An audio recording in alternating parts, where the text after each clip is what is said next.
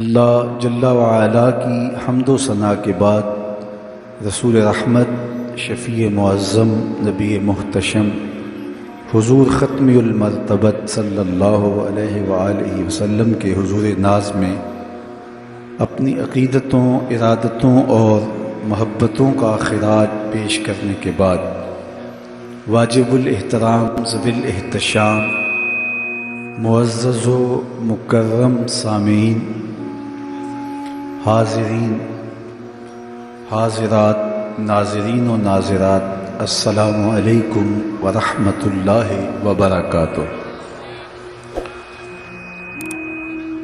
مجھے اس بات کا شدت سے احساس ہے کہ یہ گراؤنڈ تنگ پڑ گئی ہے اور باہر سڑک سے ہم جس طرح گزر کے آئے ہیں آپ لوگوں کو بیٹھنے میں دقت محسوس ہو رہی ہے، لیکن کچھ وقت کے لیے نظم و ضبط کے ساتھ اگر آپ تشریف رکھیں گے، مشکل سہنے کے باوجود ایک دوسرے کو راحت پہنچانے کی کوشش کریں گے اور اپنی توجہات کو میری جانب مبذول کریں گے تو آج کے اس اجتماع کا مقصد حاصل ہوگا۔ کہیں یہ قیمتی وقت جگہ کی تلاش میں اور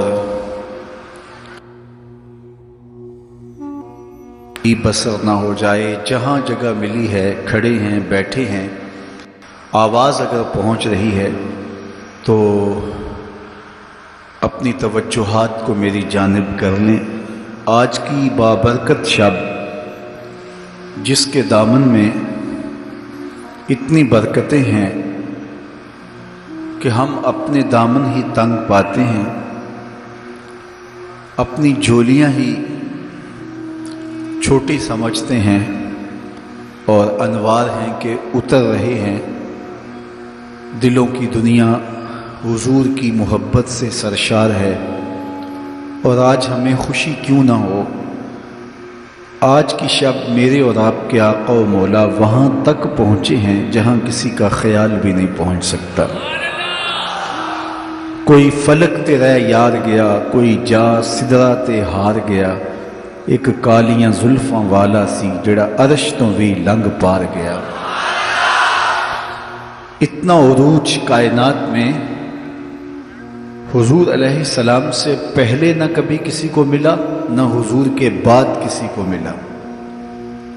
وہ بلندیاں، وہ رفعتیں، وہ وسعتیں، وہ شان و شوکت، وہ عزت، وہ عظمت، وہ رفعت ان کا مقسوم ہوا جو انہی کا ہی حصہ ہے۔ اور اللہ تعالیٰ جل شانہ نے اتنا نوازا کہ کوئی کمی باقی نہیں رہی، اور حضور کے صدقے سے اس امت کو بھی نواز دیا گیا، بخشش کا وعدہ دے کر اس امت کے لیے 50 نمازوں کا تحفہ دے کے، جو بعد میں سمٹ کے 5 رہ گئیں، اور خواتین سورہ بقرہ عطا کر کے اس امت کے دردوں کا درماں کیا اور انہیں سکون اور قرار کی دولت نصیب فرمائی۔ کتاب رحمت قرآن مجید اس واقعہ کو بہت شان و شوکت کے ساتھ بیان کیا ہے کہ وہ ذات پاک ہے جس نے اپنے عبد خاص کو، عبد مکرم کو، رات کے مختصر حصے میں مسجد حرام سے مسجد خاص تک، مسجد اقصیٰ تک سیر کرائی، تاکہ وہ اپنے عبد خاص کو، اپنے بندہ خاص کو اپنی قدرت کی نشانیاں دکھائے۔ وہ مسجد اقصیٰ جس کے اطراف میں رحمتیں برستی ہیں، انوار اترتے ہیں اور برکات کا نزول ہوتا ہے، اور پھر مسجد اقصیٰ سے لے کر آسمان تک اور آسمان سے سدرہ تک اور سدرہ سے جہاں تک میرے رب نے چاہا اپنے محبوب کو سیر کرائی اور قدرت کے نشانات دکھائے، جنت کی سیر کروائی، حضور نے دوزخ کا ملاحظہ کیا، مسجد اقصیٰ میں نبیوں کی امامت کروائی، بیت المعمور میں اللہ کے محبوب کی جلوہ گری ہوئی، انبیاء علیہم السلام سے ملاقاتیں ہوئیں، اور سب سے بڑھ کر اللہ نے اپنے محبوب کو اپنا دیدار عطا فرمایا۔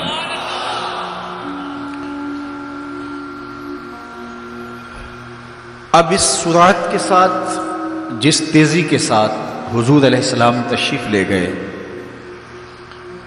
کہ رات کا مختصر حصہ تھا، قلیل وقت میں حضور گئے بھی ہیں اور آئے بھی ہیں،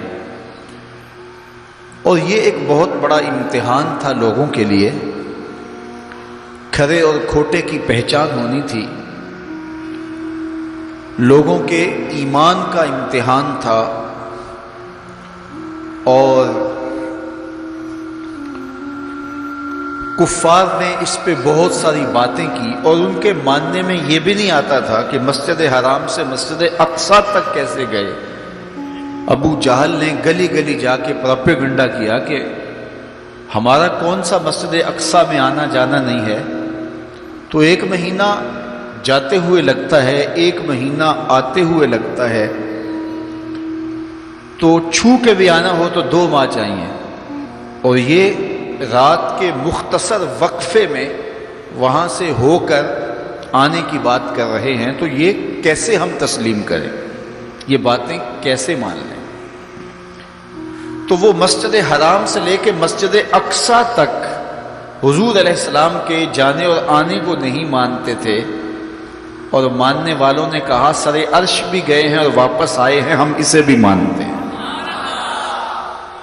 ابو جہل نے گلی گلی جا کے کہا، اور اس نے یہ سمجھا کہ یہ میرے ہاتھ ایک چیز آ گئی ہے جس سے میں لوگوں کو حضور سے دور کر سکوں، اور وہ پوچھتا پھرتا تھا بتاؤ یہ بات ماننے میں آتی ہے؟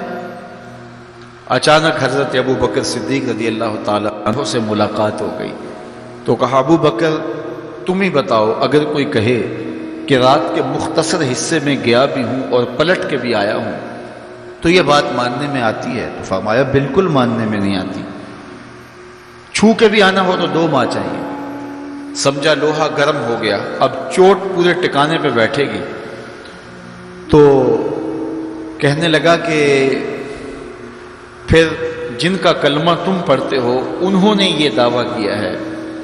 تو حضرت ابو بکر صدیق فرماتے ہیں کہ وہ اس سے بھی عجیب کرے تو میں وہ بھی ماننے کو تیار ہوں، وہ تو آسمان کی خبریں دیتے ہیں، ہم وہ بھی مانتے ہیں۔ تو محبت والوں کے لیے، ایمان والوں کے لیے تو یہ قابل تعجب نہیں ہے۔ قرآن بتاتا ہے کہ حضرت سلیمان علیہ السلام نے کہا کہ مجھے تخت بلقیس چاہیے، تو ایک جن کھڑا ہو گیا، حضرت یہ خدمت میں سر انجام دیتا ہوں، کب تک لے کر آؤ گے؟ اس نے کہا دوپہر تک لے آؤں گا، مجلس برخاست ہونے سے پہلے پہلے تخت حاضر کر دو۔ اور وہ کوئی ڈبیا نہیں تھی کہ جیب میں ڈال کے لے آنی ہو، وہ تخت اتنا بڑا تھا کہ 60 ہاتھ چوڑا تھا، 80 ہاتھ لمبا تھا اور کئی ہاتھ موٹا تھا، 7 کوٹڑیوں میں مکفل تھا، پہرے دار کھڑے تھے، 1 مہینے کی مسافت پہ تھا۔ اس کو جیب میں بھی ڈال کے لانا ہو تو پھر بھی 2 ماہ چاہیے، لیکن وہ اتنا بڑا تخت، اس کو وہاں سے لانا کوئی تماشائے لبے بام تو نہیں تھا۔ لیکن جن نے کہا حضرت میں مجلس برخاست ہونے سے پہلے پہلے وہ تخت حاضر کر دیتا ہوں۔ قرآن نے ساری تفصیل سورہ النمل میں بیان کی۔ اب کتنی بڑی پیشکش تھی، لیکن حضرت سلیمان نے کہا نہیں، مجھے اس سے بھی پہلے چاہیے۔ پھر وہ اٹھا جس کے سینے میں کتاب اللہ کا علم تھا، قال الذی عنده علم من الکتاب، مفسرین نے ان کا نام آصب بن برخیہ بتایا ہے، جو حضرت سلیمان کا صحابی تھا۔ اس نے کہا حضرت میں یہ سعادت اپنے ذمے لینا چاہتا ہوں، آپ کو اگر جلدی چاہیے تو میں لے آتا ہوں۔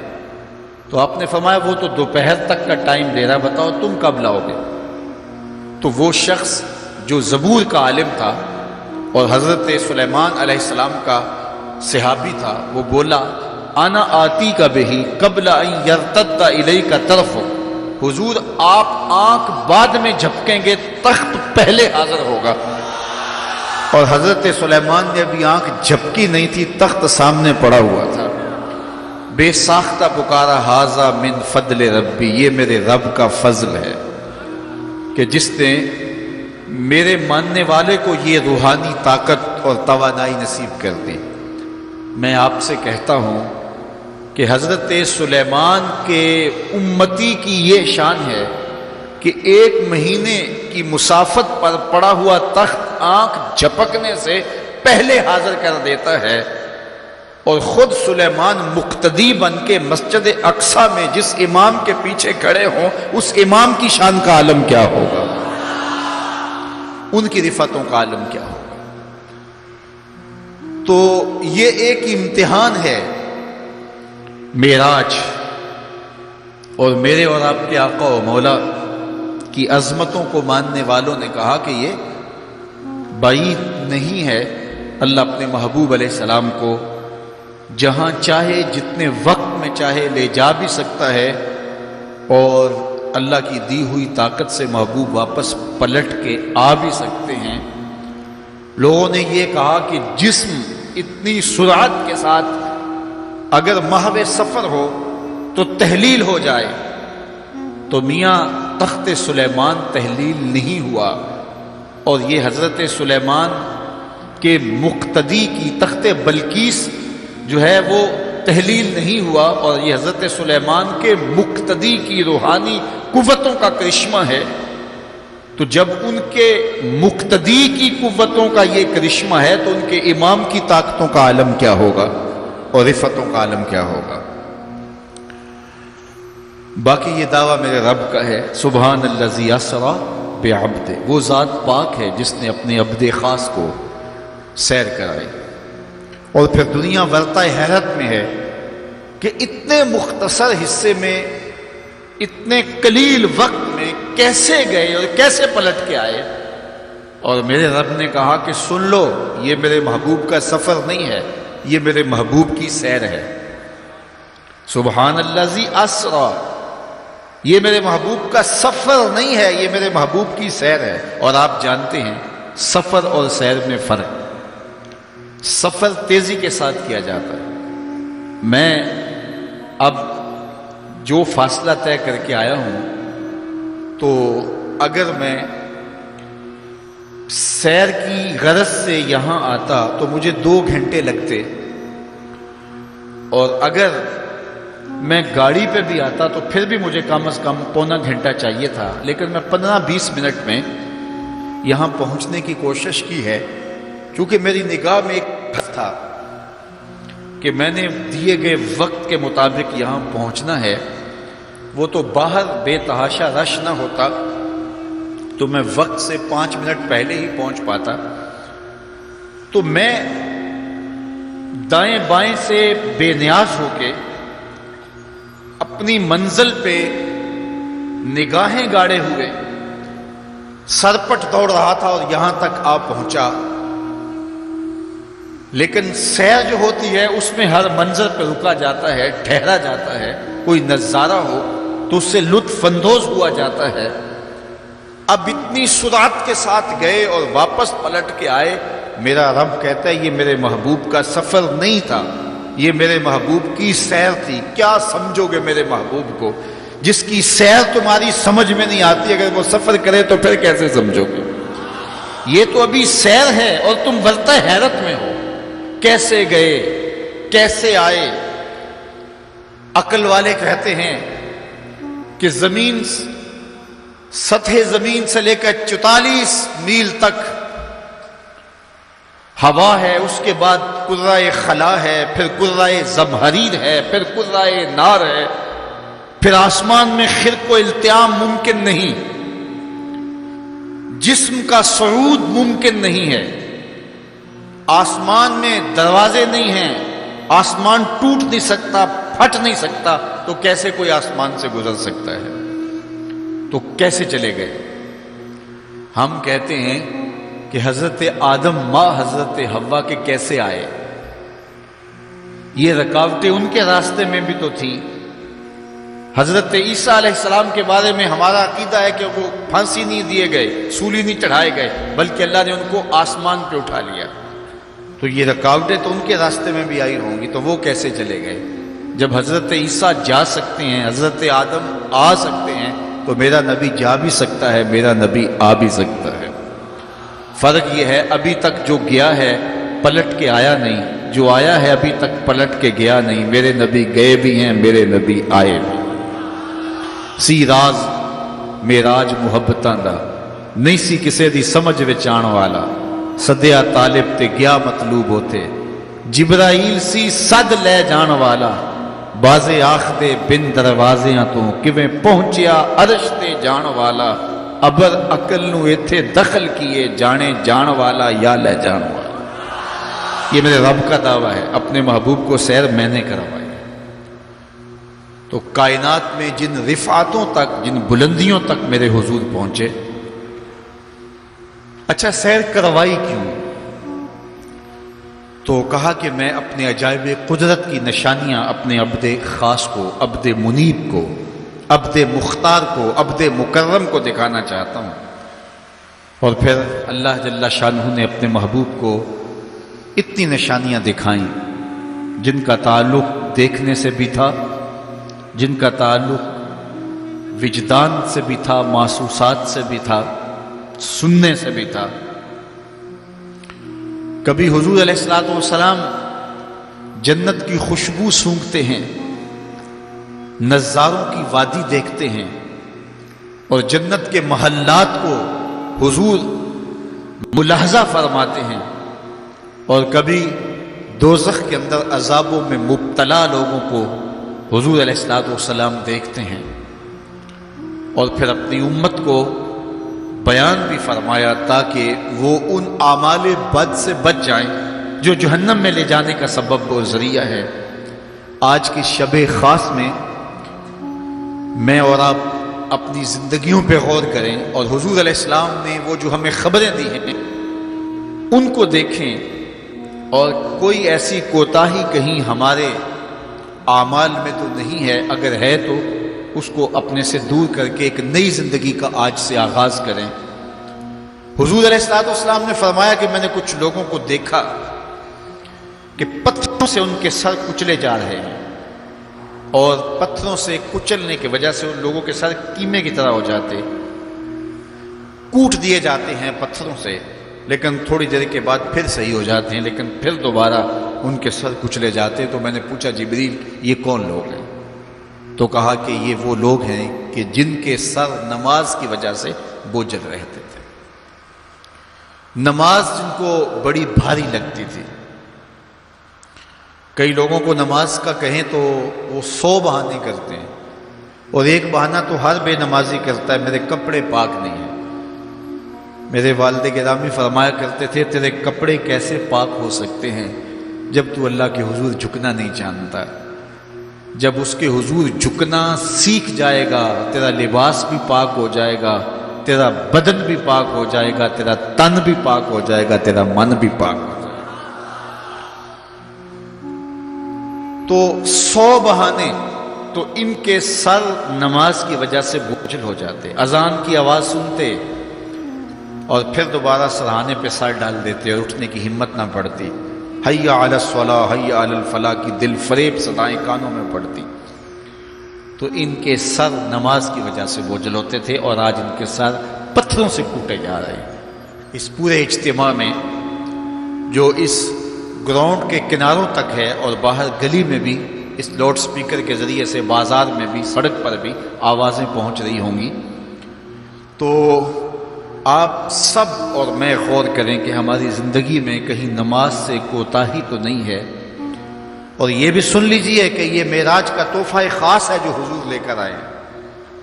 معراج کی شب جب حضور وہاں پہنچے، جب کسی کا تصور بھی نہیں پہنچ سکتا، تو اللہ نے اپنے محبوب علیہ السلام کو جو عطا کیا اس میں خواتین میں سورہ بقرہ تھی۔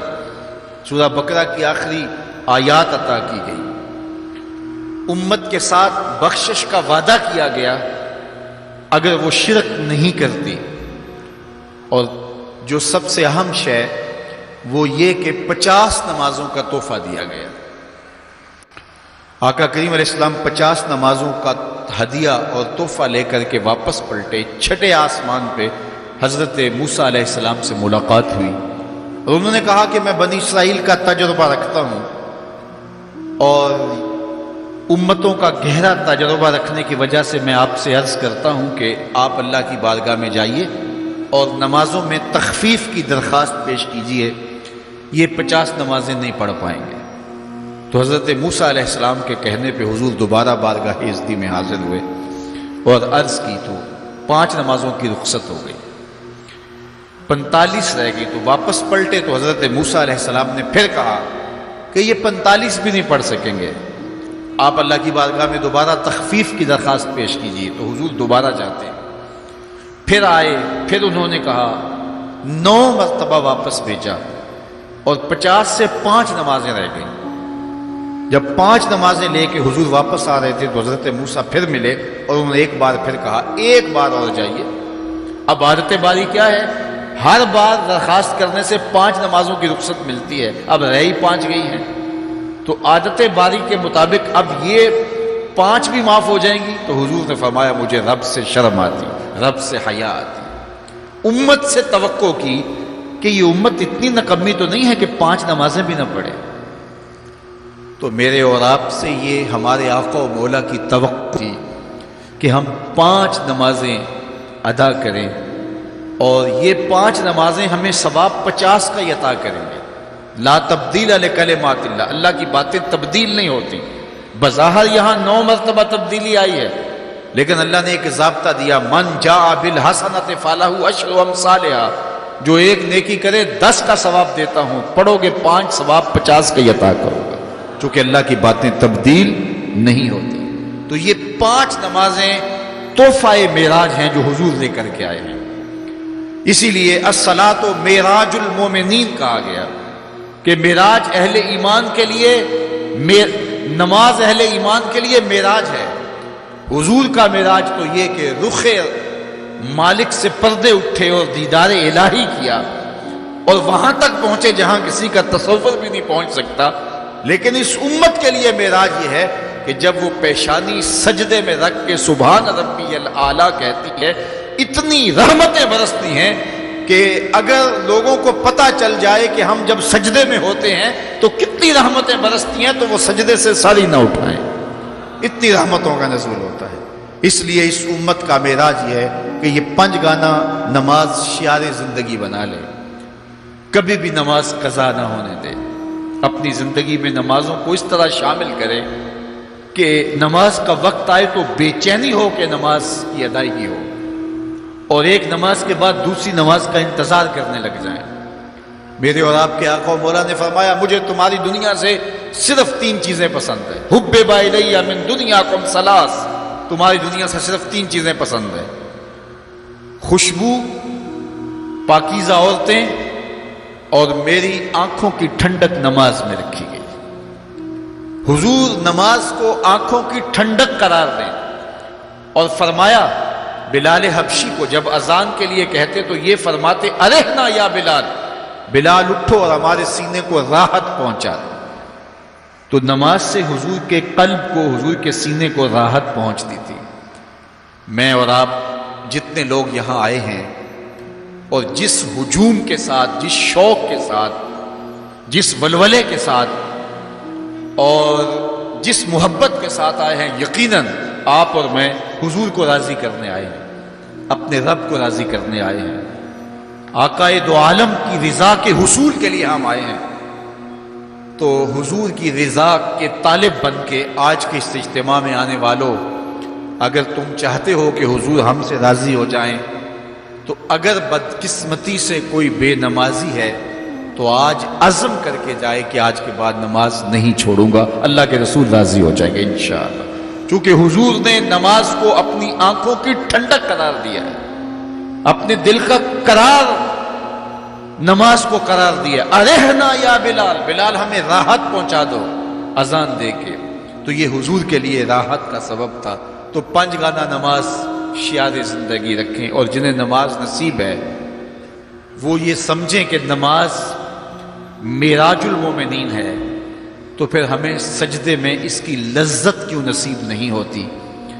تو وہ اپنے خیالات کو قابو میں کریں، اپنی نماز میں یکسو ہو جائیں، پڑے سجدے میں ہوں اور کھڑے دکان پہ ہوں تو پھر سجدہ سرور بخش نہیں ہوگا، پھر قیام لذت آفری نہیں ہوگا۔ تو اپنی نماز کو اس قدر یکسو کر لو کہ جب تم سجدے میں ہو، قیام میں ہو، رکوع میں ہو، تو سجدے، قیام اور رکوع کی لذت تمہیں حاصل ہو رہی ہو، تو پھر معراج کی لذتیں تمہیں نماز میں نصیب ہوں گی اور قرار نصیب ہوگا۔ تو کہا میں نے کچھ لوگوں کو دیکھا کہ ان کے سر کوٹے جا رہے ہیں، اور میں نے پوچھا یہ کون لوگ ہیں؟ تو کہا یہ وہ لوگ ہیں کہ جو نماز نہیں پڑھا کرتے تھے، جن کے سر نماز سے بوجھل رہتے تھے۔ پھر کچھ لوگوں کو دیکھا معراج کی شب، فرماتے ہیں کہ ان کے آگے اور پیچھے چیتھڑے بندھے ہوئے ہیں، اور وہ کانٹے دار جھاڑیاں تھوہر کھا رہے ہیں، کڑوی جھاڑیاں کھا رہے ہیں اور گرم پتھر چاٹ رہے ہیں اور کھا رہے ہیں۔ تو میں نے پوچھا کہ یہ کون بد نصیب لوگ ہیں؟ تو کہا یہ وہ لوگ ہیں جو اپنے مال کا صدقہ نہیں دیا کرتے تھے، مال کی زکوٰۃ نہ ادا کرنے والے سخت عذاب میں مبتلا ہوں گے اور اللہ کے قہر و غضب کا شکار ہوں گے۔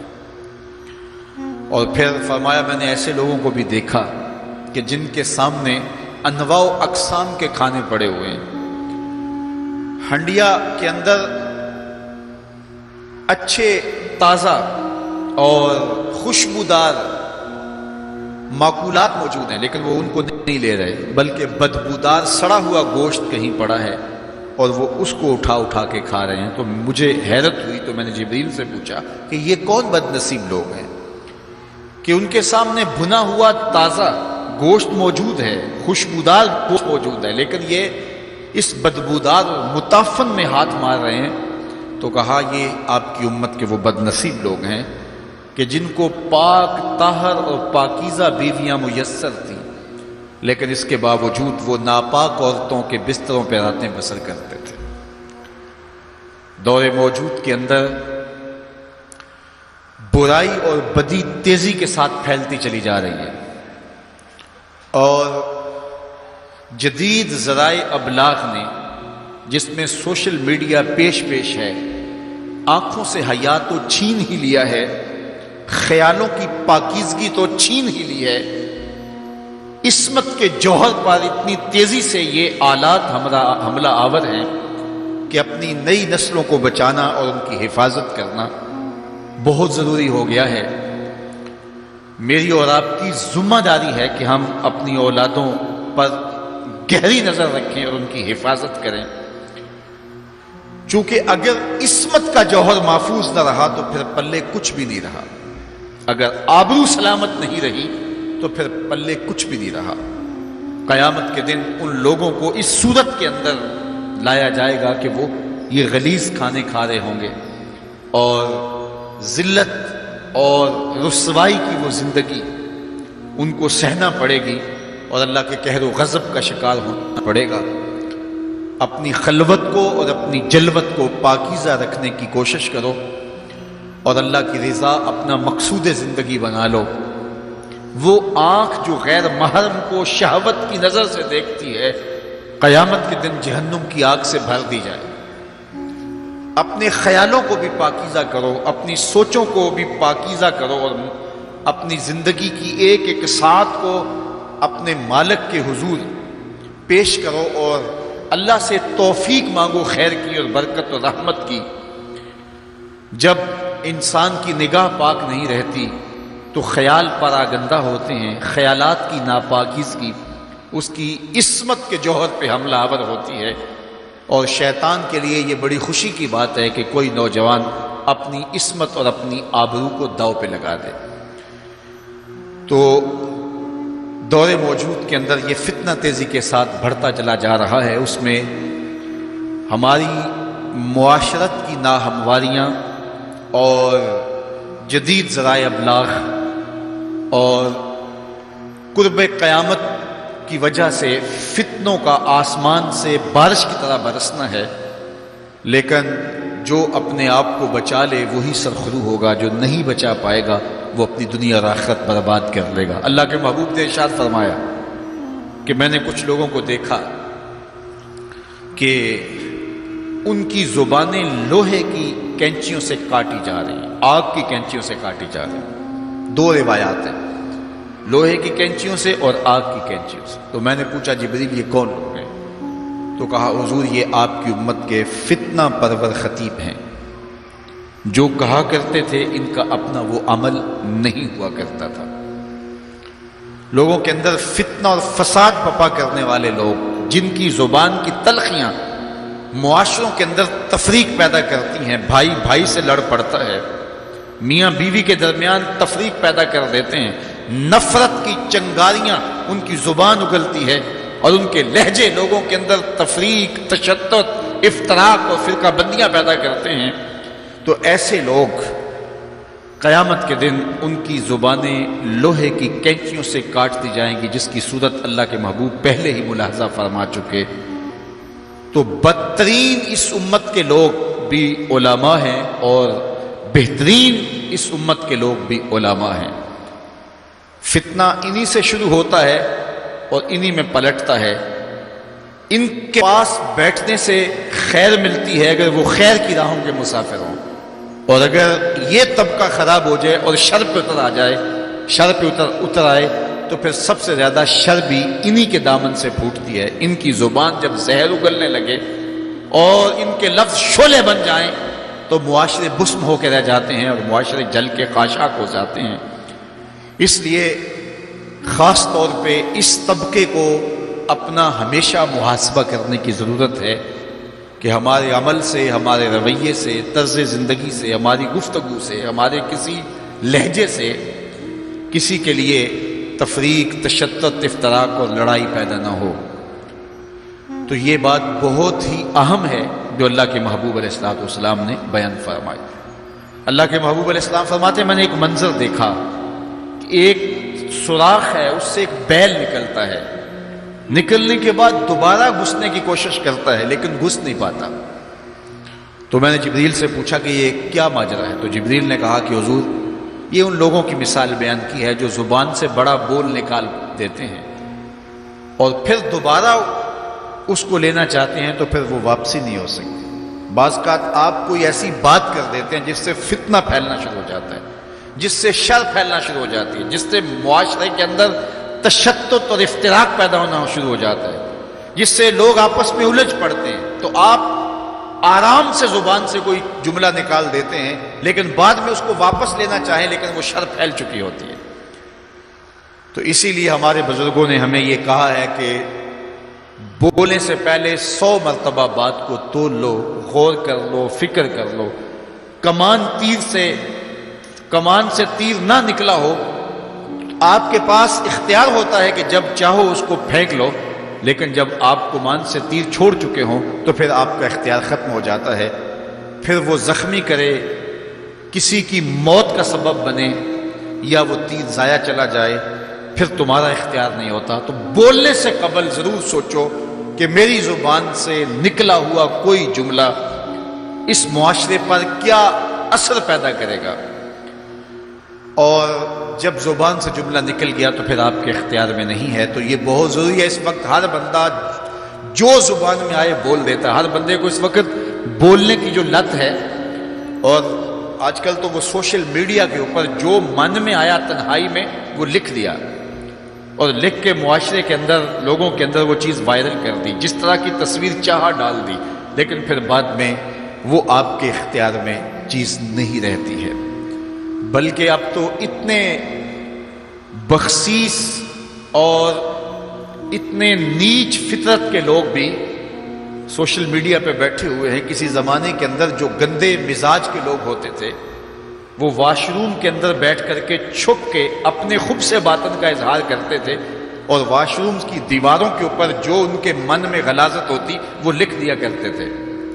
پبلک واش رومز کے اندر ایسے مناظر آپ نے بھی دیکھے ہوں گے کہ انسانیت کا سر شرم سے جھک جاتا ہے.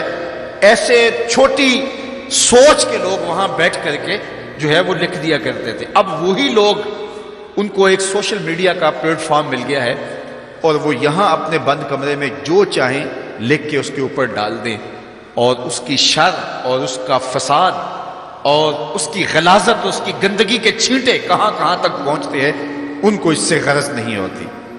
تو ایک ایک حرف جو زبان سے نکلتا ہے تمہارا قلم سے نکلا ہوا ایک ایک جملہ اس کا حساب ہونا ہے قیامت کے دن.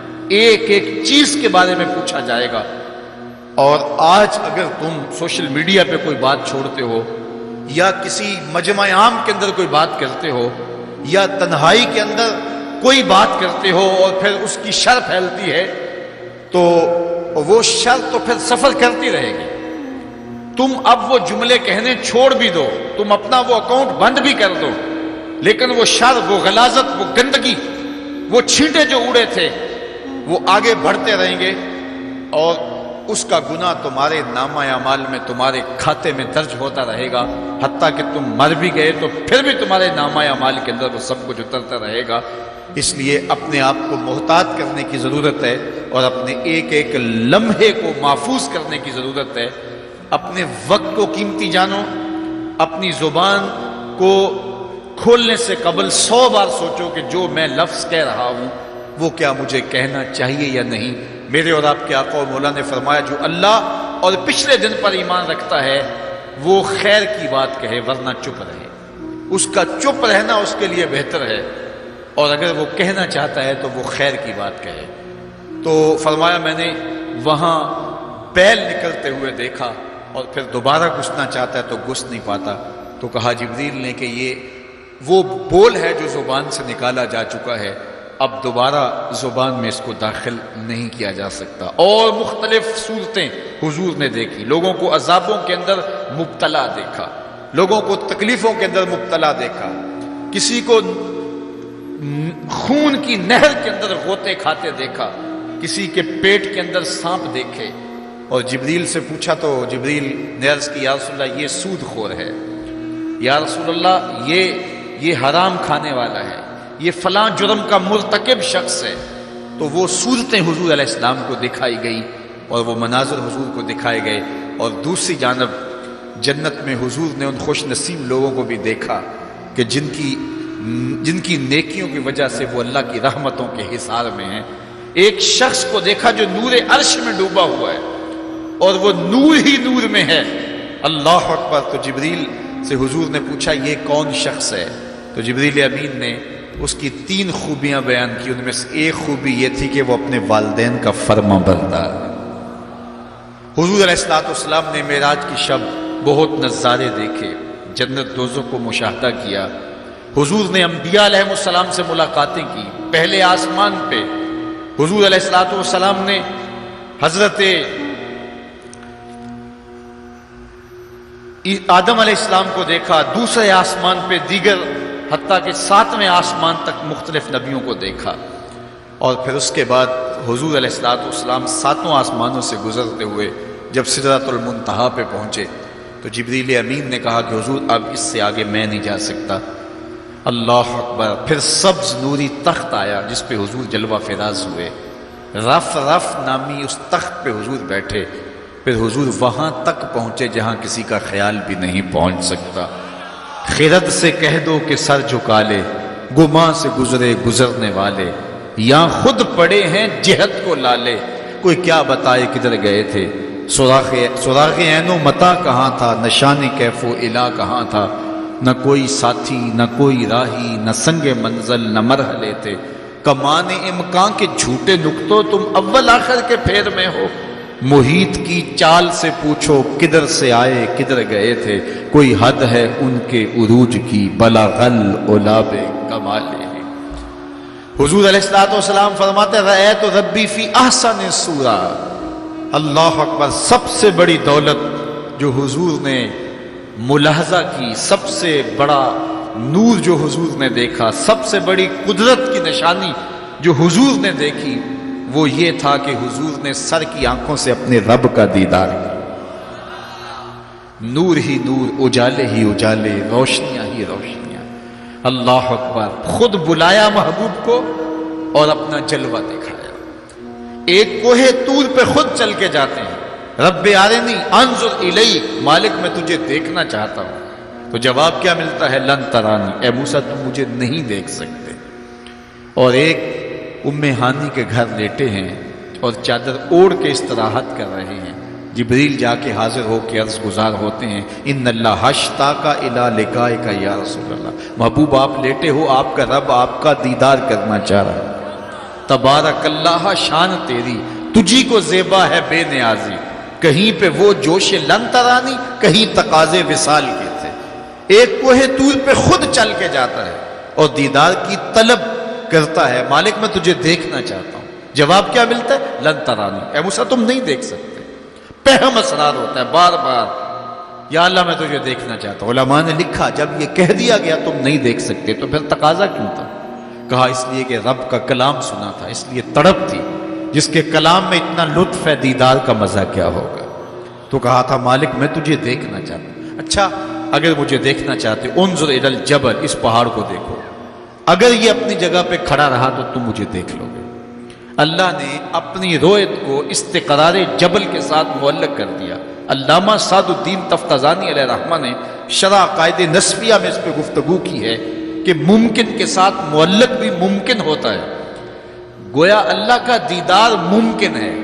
تو اللہ تعالیٰ جل شانہ نے کہا کہ اس پہاڑ کو دیکھو، یہ اگر اپنی جگہ ٹھہرا رہا تو تم مجھے دیکھ لو گے۔ یہ الگ بات ہے کہ وہ پہاڑ ٹھہر نہ سکا، اللہ کے جلووں کی تاب نہ لا سکا۔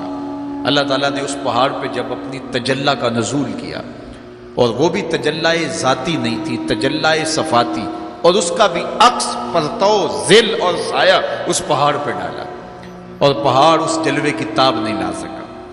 طور جلنے لگا، خر موسیٰ صاعقہ قرآن بتاتا ہے۔ حضرت موسیٰ علیہ السلام بھی بے ہوشی کی کیفیت میں زمین پر تشریف فرما ہو گئے۔ اللہ اکبر۔ اس کے بعد جب ہوش میں آئے تو حضرت موسیٰ اللہ کی بارگاہ میں عرض گزار ہے، مالک میں تیرے حضور توبہ کرتا ہوں، میں نے تقاضا ہی کیوں کیا۔ اللہ اکبر۔ جلووں کی تاب نہیں لا سکے، اور وہ تجلی ذاتی بھی نہیں تھی، تجلی صفاتی تھی، اور وہ بھی تجلی صفاتی کا عکس تھا، سایہ تھا، اور وہ بھی پہاڑ پہ پڑا، پہاڑ سے منعکس ہو کے حضرت موسیٰ علیہ السلام پہ آیا، لیکن تاب نہیں لا سکے۔ لیکن اللہ کے دیدار کا سرما تو آنکھوں میں لگ گیا تھا، ایک جھلک تو پڑی تھی۔ امام حلبی نے لکھا ہے کہ اس کے بعد حضرت موسیٰ کی نگاہوں کا عالم یہ تھا کہ کالی رات کے اندھیرے میں کالے پتھر پر کالے رنگ کی چیوٹی کو 9 فراسخ دور سے، ایک فرسخ 3 میل کا ہوتا ہے، 27 میل دور سے، تقریباً 50 کلومیٹر دور سے کالے رنگ کی چیوٹی کو کالے پتھر پر کالی رات کے اندھیرے میں چلتا ہوا دیکھ بھی لیتے تھے، اس کے قدموں کی آہٹ کو سن بھی لیتے تھے۔ یہ اللہ کا کلام سننے کی وجہ سے کانوں میں یہ سماعت آ گئی، اور اللہ کا دیدار کرنے کی وجہ سے آنکھوں میں یہ توانائی آ گئی کہ 50 کلومیٹر دور کالی رات کے اندھیرے میں، شب دیجور کی ظلمتوں میں، کالے رنگ کی چیوٹی کو چلتا ہوا دیکھتے بھی، اس کے قدموں کی سرسراہٹ کو سنتے بھی۔ یہ اس کی نظر کا کمال ہے جس نے تجلی صفاتی کا پرتو پہاڑ پہ پڑتے ہوئے دیکھا اور تاب نہ لا سکا، اور جو ذاتی تجلیوں میں گم رہا اور آنکھ بھی نہیں جھپکتا، اس محمد عربی کی نگاہوں کا عالم کیا ہوگا، ان کی نظروں کا عالم کیا ہوگا۔ اسی لیے فرمایا انی ارا ما لا ترون واسمع ما لا تسمعون، جو میں دیکھتا ہوں وہ تم نہیں دیکھتے، جو میں سنتا ہوں وہ تم نہیں سنتے۔ تو تجلی صفاتی کا پرتو پڑا ہو تو نظر اتنی تیز ہو جائے، اور تجلی ذاتی کا عکس جس نے دیکھا، تجلی ذاتی کے جلووں میں جو گم رہا ہو، تو اس کی نگاہوں کا عالم کیا ہے۔ اللہ اکبر۔ یہاں تو خضر موسیٰ صاعقہ ہے، وہاں کیا ہے؟ ما زاغ البصر وما طغى، آنکھ نہ ہی تو چندھیائی اور نہ حد ادب سے متجاوز ہوئی۔ کیسی آنکھ ہے؟ جب جلوائے محبوب دیکھا تو آنکھ چندھیائی بھی نہیں۔ آپ سورج کو دیکھیں اور وہ دوپہر پر ہو اور جو ہے وہ پورے جلال پر ہو تو آپ کی آنکھیں چندھیا جاتی ہیں، آپ دیکھ نہیں پاتے، آنکھوں میں پانی اتر آتا ہے۔ اب یہ آنکھیں کیسی تھیں کہ جب جلوائے جمال خدا دیکھا تو خدا کہہ رہا ہے، رب کہہ رہا ہے ما زاغ البصر، کیسی آنکھیں ہیں کہ جو چندھیائی نہیں ہے، وما طغى، اور حد ادب سے متجاوز بھی نہیں ہوئی ہے۔ دنیا پر ایسا ہوتا ہے کسی منظر کو کوئی نظر دیکھے تو نظر منظر کی تعریف کرتی ہے نا، کوئی نظارہ دیکھے تو ناظر تعریف کرتا ہے نا، واہ واہ کیسا نظارہ تھا، کیسا منظر تھا۔ دنیا کے اوپر یہی ہوتا آیا ہے، لوگ جاتے ہیں گلزاروں کو، پہاڑوں کو، کوساروں کو، وادیوں کو دیکھنے کے لیے، تو واپس پلٹتے ہیں تو کہتے ہیں کیا منظر تھا یار، پہاڑوں پہ جمی ہوئی برف، پھوٹتے جھرنے، بہتی ندیاں، کیا منظر تھا، کیا خوبصورت درخت تھے، اور درختوں کے اوپر کیا قدرت کے جمال کے رنگ تھے۔ اقبال بھی ایک منظر دیکھ کر آئے تو واپس کسی نے پوچھا کیا دیکھا وہاں، تو انہوں نے کہا من خدا را آنجا دیدم بے حجاب، میں نے اس کے جلوے وہاں بے نقاب دیکھے۔ تو جب کوئی ناظر کسی منظر کو دیکھتا ہے تو ناظر منظر کی تعریف کرتا ہے کہ واہ واہ کیسا منظر تھا، آنکھوں سے ہٹتا ہی نہیں ہے۔ یہ پہلی مرتبہ دنیا میں ایسا ہوا کہ ناظر نے منظر کو دیکھا تو منظر کہنے لگا واہ کیسی آنکھ ہے جو نہ چندھیاتی ہے نہ حد ادب سے گزرتی۔ یہ پہلی بار ایسا ہوا، ما زاغ البصر وما طغى۔ تو محبوب کریم نے، اللہ اکبر، اگر یہ کہا جائے کہ حضور کی روح نے معراج کیا تھا، یہ خواب دیکھی تھی، تو یہ آیت اس کی دلیل ہے کہ جب خواب دیکھی جاتی ہے تو یہ آنکھیں بند ہوتی ہیں۔ خواب خیال سے دیکھی جاتی ہے، وہ ایک خیال ہے جو پرواز کرتا ہے، اس کا تعلق دماغ سے ہوتا ہے، اور اگر روح کا دیکھنا ہو تو وہ روح بھی آنکھوں سے نہیں دیکھتی، ان آنکھوں سے، اس کی روح کی اپنی آنکھیں ہیں۔ تو جب آنکھوں کا ذکر کیا کہ آنکھ چندھیائی نہیں اور حد ادب گزری نہیں، تو محبوب پتا چلا کہ جو جلوہ دیکھا تھا وہ خواب نہیں دیکھا تھا، وہ اس آنکھ نے دیکھا تھا۔ جو جلوہ دیکھا تھا وہ آنکھ نے دیکھا تھا، اسی لیے تو بات آنکھ پہ ہو رہی ہے، ما زاغ البصر وما طغى، آنکھ چندھیائی نہیں، حد ادب سے گزری نہیں، تو معلوم ہوا کہ جو دیکھا تھا وہ آنکھ نے دیکھا ہے، اسی لیے تو آنکھ کی بات ہو رہی ہے۔ اور پھر ایک اور بات سنو، آگے قرآن کہتا ہے ما کذب الفؤاد ما رأى، جو آنکھ نے دیکھا دل نے اس کی تکذیب نہیں کی۔ یعنی جب آنکھ نے وہ جلوہ دیکھا تو آنکھ نے دل سے پوچھا کہ یہ وہی ہے، چونکہ دل میں تو وہ پہلے ہی رہتا تھا، دل میں تو بسیرے پہلے ہی تھے، دل میں پہلے ہی تھے۔ دیکھو کسی نے کسی کو نہ دیکھا ہو اور وہ کسی کے ساتھ اس کو دیکھنے جائے، تو جس کے ساتھ وہ دیکھنے گیا اس نے دیکھا ہو تو اس کو لگے کہ یہ وہی ہے، تو وہ اس سے پوچھتا ہے جناب یہ وہی ہے، تو اس نے دیکھا ہو تو وہ تصدیق کر دیتا، اور اگر اس نے بھی نہ دیکھا ہو تو پھر اس سے کوئی پوچھتا بھی نہیں، چونکہ ہم بھئی ایک جیسے ہیں، تم نے بھی نہیں دیکھا میں نے بھی نہیں دیکھا۔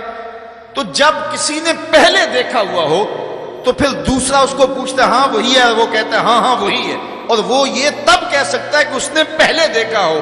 جب جمال الہی کو نگاہ مصطفیٰ نے دیکھا تو نگاہ نے دل سے پوچھا یہ وہی ہے، یہ وہی ہے جو دل میں درد بن کے رہتا ہے، یہ وہی ہے۔ ما کذب الفؤاد ما رأى، قرآن بتاتا ہے جب آنکھ نے پوچھا نا دل سے تو دل نے تکذیب نہیں کی، دل نے کہا ہاں یہ وہی ہے۔ اب یہاں ایک جملہ کہتا ہوں اور میری تقریر یہاں اختتام کو بھی پہنچ جائے گی، تو یہ آپ کے لیے کافی قوی غذا ہوگی اور روح کو سرشار رکھے گی، اور وہ یہ کہ جو دل میں رہتا ہو وہ آنکھوں کے سامنے آئے، اسے تو معراج کہتے ہیں۔ جو دل میں بستا ہو وہ آنکھوں کے سامنے آ جائے، اسے ہی تو معراج کہتے ہیں۔ اس لیے دل نے تو پہلے ہی دیکھا تھا، دل میں تو وہ پہلے ہی رہتا تھا، آج شب جو ہے وہ آنکھ نے دیکھا تو آنکھ جو ہے وہ تڑپ کے دل سے پوچھتی ہے وہی ہے، اللہ اکبر۔ تو پھر آنکھ نے جب پوچھا تو دل نے ما کذب الفؤاد، دل نے تکذیب نہیں کی بلکہ دل نے تصدیق کی۔ اللہ اکبر۔ آپ قرآن پوچھئے، قرآن کہتا ہے افتمارونہ علی ما یری، تم بحث کر رہے ہو، لڑ رہے ہو، الجھ رہے ہو آپس میں اس پر کہ جو اس نے دیکھا، تم دیکھنے پہ الجھ رہے ہو۔ وَلَقَدْ رَآهُ نَزْلَةً أُخْرَىٰ، جو پھر اس نے 2 بار دیکھا۔ تم ایک بار کی بات کر رہے ہو، اس نے 2 بار دیکھا۔ اللہ اکبر۔ ما کذب الفؤاد ما رأى، آنکھ کیسی ہے، حد ادب سے آگے نہیں گزرتی، چندیاتی بھی نہیں ہے، بات ساری آنکھ کی ہو رہی ہے، تو پھر بات خواب کی کہاں آ گئی؟ آنکھ کی بات ہو رہی ہے، آنکھ ہی دل سے پوچھ رہی ہے، تو بار بار آنکھ کی بات ہو رہی ہے، آنکھ نے دیکھا، آنکھ نے دیکھا۔ اچھا صرف دیکھا ہی کوئی بات نہیں ہوئی؟ اللہ اکبر۔ صرف دیکھا ہی کوئی بات نہیں ہوئی؟ قرآن سے پوچھتے ہیں، سورہ نجم اٹھاتے ہیں، فَأَوْحَىٰ إِلَىٰ عَبْدِهِ مَا أَوْحَىٰ، کہاں باتیں بھی ہوئی تھی۔ اللہ اکبر۔ اب ساری توجہ ادھر ہوگی، کیا بات ہے، اعلامیہ کیا جاری ہوا، یہ مرکزی نقطہ ہے نا، ملاقات ہوئی ہے، اب کان کھڑے ہو گئے، پھر کوئی بات بھی ہوئی، جواب ہے ہاں ہوئی، فَأَوْحَىٰ، ہاں بات ہوئی، فَأَوْحَىٰ إِلَىٰ عَبْدِهِ، اس نے اپنے بندے سے کوئی بات کی۔ اب سماعتیں رک گئیں، سانسیں بھی رک گئیں، اب سنیں تو صحیح کیا بات ہوئی، اب سنو کیا بات ہوئی، اور اس بات پہ بات ہی ختم ہے۔ کیا لفظ ہیں اور کیا قرآن کا اسلوب ہے، قرآن تو واقعی اللہ کا کلام ہے۔ پھر ذرا سنیے ذرا کیا منظر ہے، لطف کیا ہے کہ ملاقات ہوئی، ملاقات کو قرآن بیان کر رہا ہے، آنکھ جھپکی نہیں ہے، بات قرآن بتا رہا ہے، آنکھ نہ جھپکی ہے نہ حد ادب سے آگے گزری ہے۔ یہاں ایک اور بات عرض کرنا چاہوں گا، حد ادب سے آگے نہیں گزری، حد ادب سے متجاوز نہیں ہوئی، تو یہ جملہ بتاتا ہے یہ جبریل سے ملاقات کی بات نہیں بتائی جا رہی، یہ رب سے ملاقات کی بات بتائی جا رہی ہے، یہ حد ادب کی جو بات ہے، اس بات کو سمجھیں۔ پھر کہا، آنکھ نے پوچھا دل سے، دل نے کہا یہ وہی ہے۔ اللہ اکبر۔ آگے بڑھے، اب بات بھی کوئی ہوئی، کہا فَأَوْحَىٰ إِلَىٰ عَبْدِهِ، اس نے اپنے بندے سے کوئی بات کی تھی، کوئی وہی کہتے ہیں اشارہ سریہ خفیہ، سرگوشی جسے کہتے ہیں، کسی کے کان میں کوئی بات کرنا۔ تو کہا پھر اس نے اپنے بندے سے کوئی بات بھی کی، کان کھڑے ہو گئے، سماعتیں رک گئیں، سانسیں رک گئیں، کیا بات ہوئی؟ جواب آیا ما اوہا، تمہیں کیا لگے جو بھی ہوئی، کرنے والے نے کی، سننے والے نے سنی۔ فَأَوْحَىٰ إِلَىٰ عَبْدِهِ، اس نے اپنے عبد خاص سے پھر کوئی بات کی، کان رکے، جواب آیا ما اوہا، جو بھی ہوئی، جو بھی ہوئی کرنے والا جانے یا سننے والا جانے، سی راز میراج محبتاں دا نہیں کسے دی سمجھ وچ آن والا، سدیا طالب تے گیا مطلوب ہوتے، جبرائیل سی صد لے جان والا، بازے آخدے بن دروازیاں تو کمیں پہنچیا عرش تے جان والا، ابر عقل نو ایتھے دخل کیے، جانے جان والا یا لے جان والا۔ تو کہا جو بھی بات ہوئی وہ ہوئی ضرور، اللہ اکبر، لیکن اتنا سمجھ لو جو بھی بات ہوئی اس میں گناہگاروں کی بخشش کا پیکج ضرور تھا، اس میں گناہگاروں کی بخشش کی کہانی ضرور ہے۔ یہ بات اچھی طرح سمجھ لو، اس لیے تم خوشیاں منا رہے ہو، اسی لیے تمہارے چہرے کھلے ہیں معراج کی شب، کہ آج کی شب رب سے محبوب نے جو بات کی ہے اس میں گناہگاروں کی نجات کی ضمانت اپنے رب سے لی ہے۔ اللہ اکبر۔ تو وہ شان عطا کی، وہ رفعت نصیب ہوئی، وہ بلندیاں نصیب ہوئی جو کسی اور کا مقسوم نہیں ہے۔